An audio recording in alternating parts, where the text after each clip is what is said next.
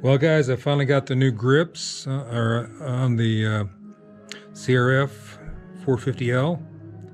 I like the Pro Grip 714s. I run them on several of my bikes. You can see I have those on the WR 450, and I also have them on the old KLR.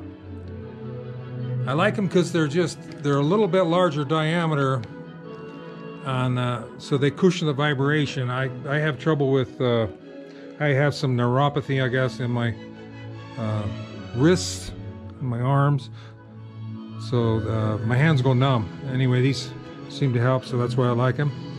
So we finally got those on. I finally got time to start out. I've got to get them wired up, get the switch on and everything, and then we'll have this bike about ready to go. Need to be out and heading south, going for a little ride in the desert. I had a guy tell me one time, he says, if a job's worth doing once, it's worth doing twice. So anyway, and that may be true. I replaced the water pump housing on the WR 450, and I had a leak. Anyway, smell like, come to find out, I pinched the O-ring. So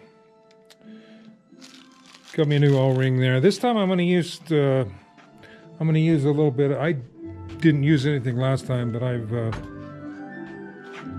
got some somewhere here. I got some of that. Anyway, that really good Honda silicone. I don't know where I put it. Okay. Anyway, oh, there it is. Yeah, Honda Bond. That's what they use when they, on their engine cases. And real good stuff. We finally got checking out the old KLR that she quit us out on the Arizona Strip there. No spark. So I finally got time to do some diagnostics. I checked it for spark. There was no spark at all. So I wanted to start, troubleshooting it, but I couldn't find a decent schematic. So I bought the this climber manual. I bought it at Rocky Mountain ATV. I forget how much it was. Seems like it was, maybe it was 28 bucks. Anyway, hey, it's good stuff. It's well worth your money. It's some manuals are so generic that they don't really tell you anything, but this had a good schematic where I was able to follow it. And what I did is I pulled off the fuel tank and the cover on the right side here, and I got right into the CDI unit, and then I undid the wire connectors, and then we were able to check the exciter coil down on the stator, that circuit, and also the trigger.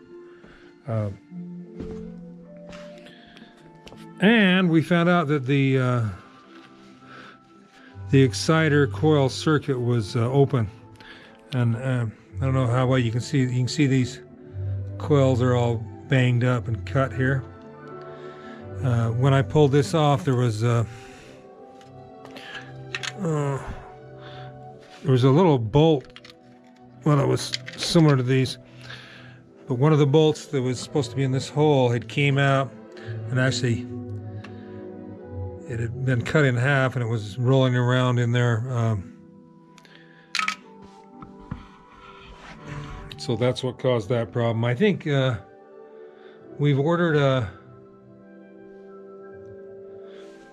another stator for it. It was 159 bucks, and that includes the shipping. So I think that's all we'll need.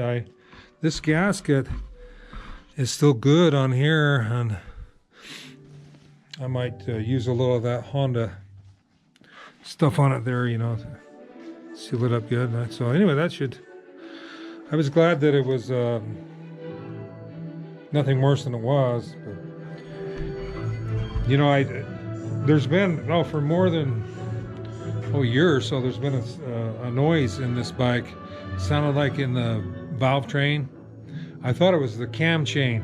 I thought, oh no, the cam chain's wearing, it's stretched or something like that. But so I was waiting for it to, well, if it starts to get worse, then maybe I'll tear it down. But it never did get worse. It just kind of rattled. So anyway, I'm sure that's what that noise was. That damn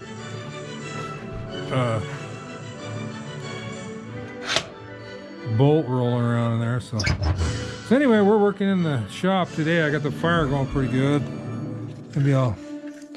I had it really dampered down tight. Maybe I'll give her a little more air.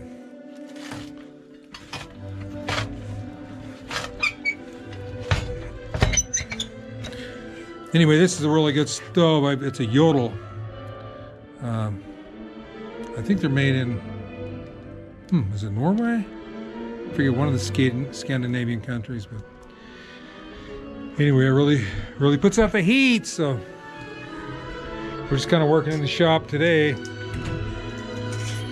Because as you can see, not a good day to be out there unless you're doing some winter sports, and we might go do some winter sports later. We'll see. I wouldn't mind going snow and shoeing for a minute or something. So anyway, that's my story till we get back to ya. Well, guys, here we are out and about. Going to get a little cardio, get a little sun, vitamin D, play in the snow.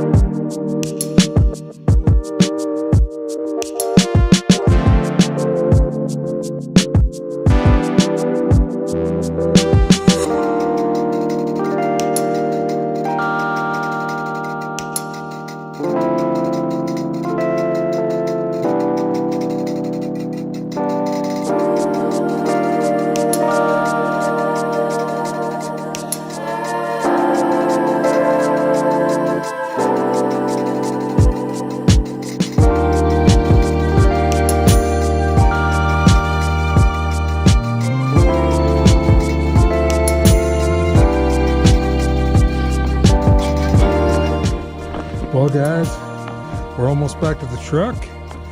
Thanks for watching. We had a pretty nice little trek today. Got in a little cardio and some sunshine vitamin D that should go a long ways towards curing the cabin fever and the winter blues.